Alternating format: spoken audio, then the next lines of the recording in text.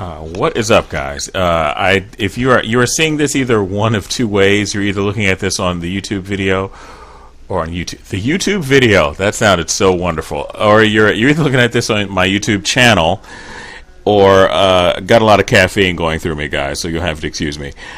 Or you are one of my UDEMY students that this is part of the video, or actually this is part of the little vlog that I'm starting to do, and part of the blog within my courses that we're starting to do. But anyway, no matter how you're looking at this, I want to show you, this is kind of for my UDEMY students, or I should say more geared towards you guys.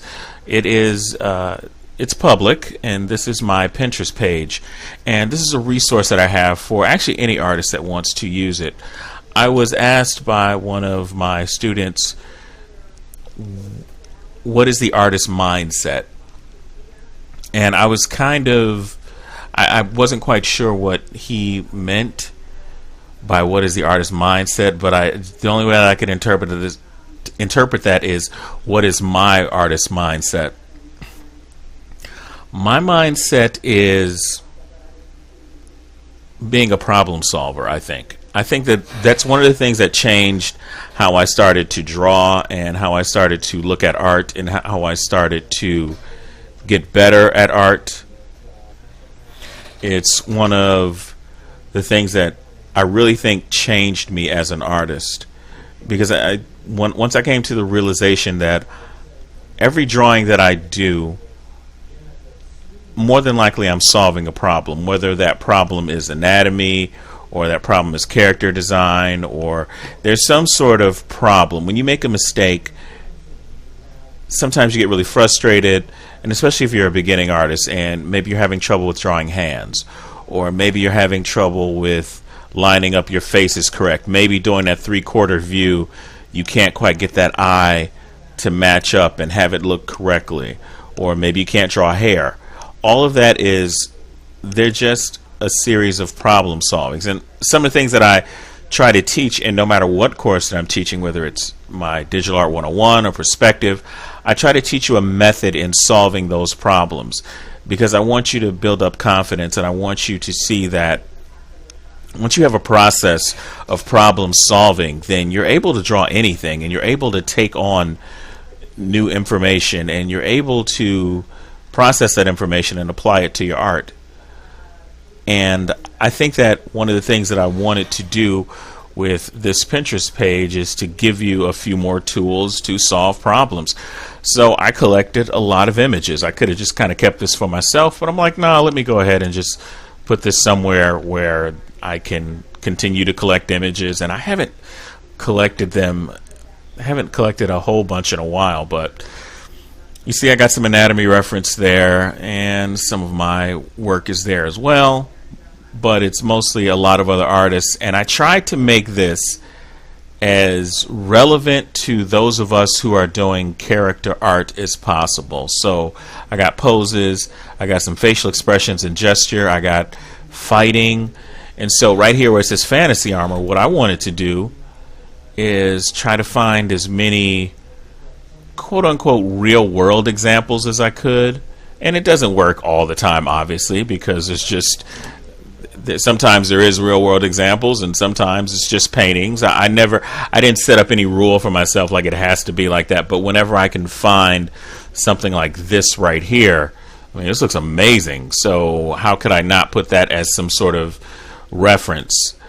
And I wanted to put everything all into one concise space. So mages and wizards, rogue stealth, pirate reference, samurai reference, anything that I could think of, mechs and robots, sci-fi and armor, sci-fi fashion. The project that I'm working on, I wanted to play with a little bit of 1700, 1800 style. I got like almost 400 photos of hairstyles. There's accessories. Got something on dragons and fantasy monsters. Not as much zombie reference, because I just got kind of bored with the zombie thing, and there's not really a lot of vampire reference out there too much. I got a lot of stuff on spaceships, some actual ships, sci-fi vehicles, guns. So I just got like all this stuff, like forest, and there's just things that I just thought would be kind of useful for artists to use as reference. Please use them as reference. They are a lot of them are photographs and things from other artists, but it's not like I'm trying to keep this board a secret or something. And I would suggest that if you're an artist, create your own board based on your own problems that you have to solve. As you can see, and sometimes I just got stuff that I'm just interested in. So I have my artists that I really enjoy. There's some Japanese superhero stuff that I dig. There's John Singer Sargent, Alphonse Mucha, who I believe are just masters. I think all these artists are in their own way. Frank Frazetta is of course a master. I love Alex Ross, Leiji Matsumoto, who pretty much any Japanese anime before we knew it was called anime back in the late 70s and early 80s. Yes, I'm that old. This is pretty much our childhood. So, but if you're familiar with, well, I'll just click on to it.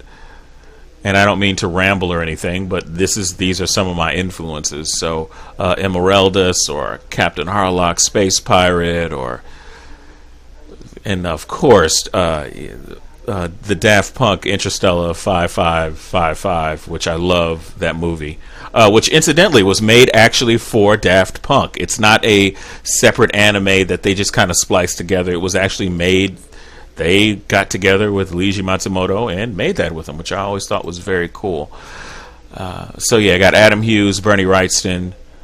There's some digital painting tutorials that I found all over, and there's a few animation backgrounds, and there's some things on storytelling. So I would say that my artist mindset is that of being a problem solver. And the other thing that I think that I want to probably share with you, whether you're the YouTube audience or especially for my students, is don't worry so much about style. Your style is going to come organically, but the key to you having your own style is not to fight it. Because I've seen so many, we've all seen artists that try to draw exactly like other artists. And that means that you're just fighting against your own style. Once I stopped fighting my own style and just embraced it, I feel I became a much better, well, I know I became a much better artist. Because I'm not ultra realistic and I'm not super cartoony. I'm not, I may have a few manga influences around certain places, but I just draw like me. And so I've noticed that I draw like me and I paint like me. My art looks a certain way. And because I think because at one time I was trying to, again, be the problem solver and go ultra realistic. But I got really bored with that. I love looking at it. And sometimes that's fun. But I think that, I think that was making me not enjoy my art so much. I was never a huge I'm going to draw anime person. I think just maybe because of my age, and I kind of grew up with reading comics and not necessarily watching a lot of anime, because as of this recording, I'm in my early 40s. So I didn't grow up with a lot of the things that some of you who are either millennials in your 20s or 30s, you guys grew up with way more. You guys had way more access to anime at a younger age than I did. I mean, I obviously saw the same stuff, but I specifically remember that time period where there was just a flood of anime, and it was just way more accessible. There was Funimation. There was something else called U.S. Manga Corps, I think, and they had the VHS tapes with all of the stuff that we could almost never get unless you maybe went to a comic book convention, or maybe you found it somewhere at somebody's flea market swap meet or something. But there were certain companies that brought a lot of that stuff over. And well, anyway, I'm starting to ramble. But when your mindset of an artist, if I could impart on you to anything, is to be a problem solver. So that means that when you make a mistake, it's not the end of the world. It's not the subject of you wanting to give up and stop drawing. You're going to make mistakes. You should look forward to making mistakes, especially when you're trying to do something new. Your brain creates new pathways every time you try something new. And so just imagine anything that you can do now that you didn't know how to do before. It took some work, And there were times where you felt like giving up, but you didn't. And so now you can do whatever that is. I don't care if it's riding a skateboard or riding a bike, or maybe you're a martial artist or whatever. Maybe you play an instrument. Who knows? But drawing is drawing, and when you're drawing or you're painting, and if you're learning painting, or maybe you're starting to want to get into some 3D, that's what I'm doing now. I'm getting way more into 3D, and it took me a while to really have that pathway of my brain open up. And now once you get it, you understand it. That light bulb goes off where it's you have that aha moments. I try to do that in my courses. I try to teach in such a way where I want to give you a bunch of aha moments, like, oh, I see that now. And so that's what I'm trying to do. And I want you all to have an artist mindset. Even if you're not one of my students, I want you to think about that and take a look at your drawings, and don't be so precious with your drawings. This may seem a tad bit strange and or controversial, and I'm sure somebody will disagree and be angry and put it in the comments below, but I don't really recommend a sketchbook, because I think a sketchbook, when you're trying to learn, it makes you become way more precious about your artwork, where you feel like you have to show it off to people. I just get some copy paper, because it's cheap, and I think that I know that it helped me work out a lot of stuff. I draw way more because there's just a lot of copy paper. You can get it for like $3 for like 500 sheets. So if you're trying to practice anatomy, or maybe you do something like this, where you take this category right here, poses, and let me wait for it to load up, and you just start drawing all these poses. And you just start drawing them, and maybe you just draw them in stick figure form, like I teach first, and then you put some cylinders to them, etc. And maybe that's just what you do, or maybe you go all out and you just draw what you see. So instead of you trying to do that with a sketchbook, you could just grab some copy paper and just start drawing, and be loose and relax. And so also I think with the artist mindset, I think that you need to give yourself a process on how to construct things and how to draw things. I teach you how to formulate things without looking at reference. Not that I don't want you to look at reference, not that you shouldn't look at reference, but you should be able to, as an artist, to sketch out what's in your head. And I teach that process, or I teach one of those processes, because there's many of them. There's many different ways to get to a finished product. There's nothing secret about that, and I don't think anybody should be saying it like it's some kind of secret formula to do whatever, because that's a bunch of nonsense. You're going to find your own workflows and your own methods, because you will be a problem solver.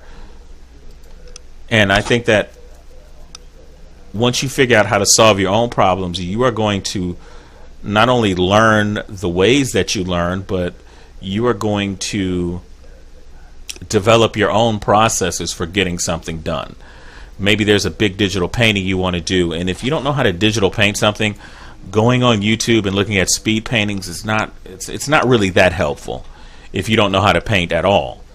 So maybe you need something to where you understand how to just work with skies, and you do a sky first, and then you have this process to where then you do like the background layer, and maybe you start bringing in different elements, or however you decide to do that.